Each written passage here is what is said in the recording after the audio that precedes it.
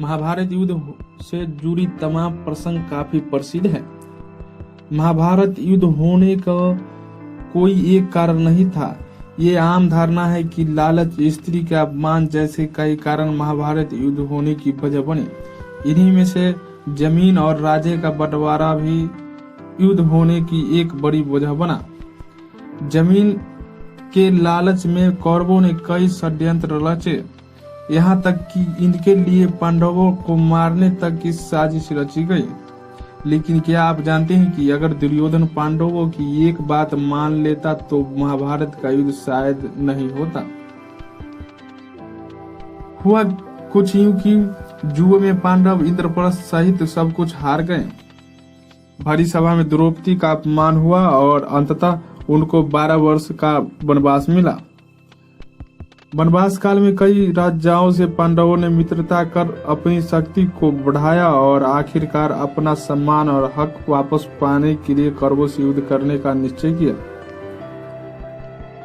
हालांकि धर्मराज युधिष्ठिर शांतिपूर्वक इस मामले को हल करना चाहते थे। कौरवों द्वारा अपना अपमान सहने के बावजूद वह उससे संधि करना चाहते थे, क्योंकि वह जानते थे कि अगर युद्ध हुआ तो उससे कई वंश तबाह हो जाएंगे।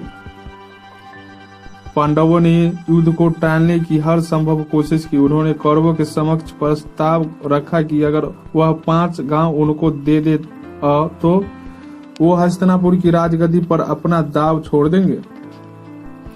पांडवों के राजदूत बनकर खुद भगवान श्री कृष्ण हस्तिनापुर इस प्रस्ताव को लेकर पहुंचे। उन्होंने सबके समक्ष इस संधि प्रस्ताव को रखा, लेकिन दुर्योधन नहीं माना। दुर्योधन ने अपने पिता को संधि प्रस्ताव स्वीकार करने से रोकते हुए कहा कि ये पांडवों की चाल है।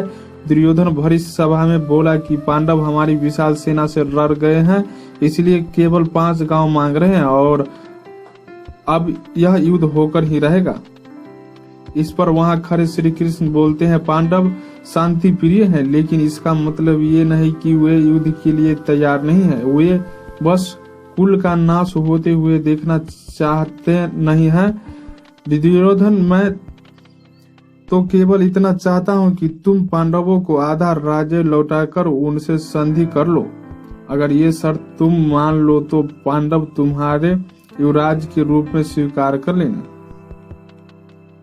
लेकिन धृतराष्ट्र, भीष्म पितामह, मां गांधारी और गुरु द्रोण के समझाने पर भी हठी दुर्योधन 5 गांव भी पांडवों को देने को तैयार नहीं हुआ। परिणाम स्वरूप अपना हक पाने के लिए पांडव को युद्ध के मैदान में उतरना पड़ा। तो हेलो दोस्तों, हमारे आज का जानकारी कैसा लगा? अगर अच्छा लगा हो तो लाइक, शेयर और सब्सक्राइब करना न भूलिए। इसी तरह का वीडियो देखना चाहते हैं तो साथ में बेल आइकन का घंटी भी दबा दें, ताकि जब भी हम वीडियो डालें अब तक मेरा नोटिफिकेशन पहुंचती रहे। पूरा वीडियो देखने के लिए धन्यवाद।